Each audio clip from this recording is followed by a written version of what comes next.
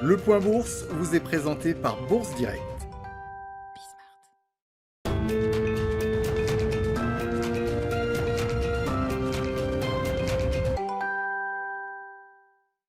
Le CAC 40 recule de plus de 2% à la mi-journée dans un contexte de résurgence des craintes des investisseurs sur le front de la Covid-19.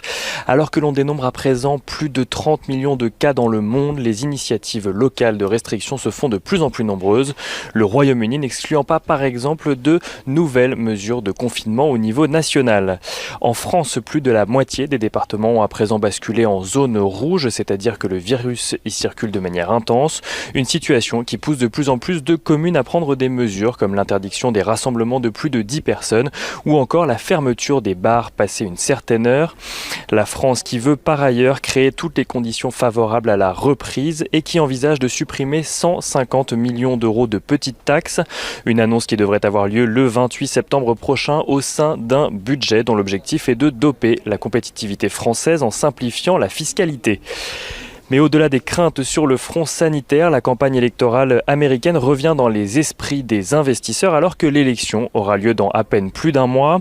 Le décès de Ruth Bader Ginsburg donnant une nouvelle tournure à l'élection. Jugée comme progressiste, elle pourrait être remplacée par Donald Trump par un juge conservateur qui pourrait ainsi renforcer la majorité conservatrice au sein de la Cour suprême et ainsi représenter un avantage supplémentaire pour le camp républicain.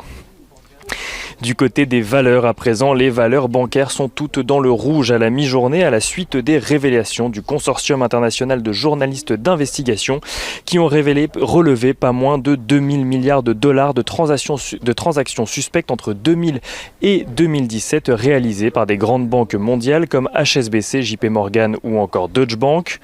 Parmi les banques françaises, Société Générale se prépare de son côté à céder sa filiale Lyxor spécialisée dans la gestion d'actifs. Citigroup devrait superviser la vente qui serait prévue pour le 4e trimestre. Lyxor qui pourrait être valorisé 1 milliard d'euros selon une source proche du dossier. Les autres valeurs à la Bourse de Paris à la mi-journée, Iliad en recul également. Le groupe a annoncé ce matin une OPA de 2,2 milliards d'euros sur l'opérateur télécom polonais Play. Airbus qui annonce de son côté travailler sur 3 concepts d'avions à hydrogène. L'avionneur européen ambitionne d'ailleurs d'être le premier constructeur à mettre en service un avion à hydrogène d'ici 2035. Le baril de Brent recule de son côté. Il se négocie à la mi-journée juste au-dessus des $42, faisant perdre à total plus de 2% dans son sillage. Et on regarde rapidement du côté des valeurs américaines, surtout le dossier TikTok, puisque le gouvernement américain et TikTok ont trouvé un accord in extremis. TikTok s'associera finalement avec Oracle et Walmart pour créer une nouvelle entité qui se nommera TikTok Global. Oracle prendra une participation de 12,5%, tandis que Oracle et Walmart auront à eux deux une participation d'environ 20%. Un montage qui a été validé par Donald Trump qui s'est enthousiasmé à l'idée que cet accord crée 25 000 emplois aux États-Unis. La Chine doit encore valider l'accord de son côté.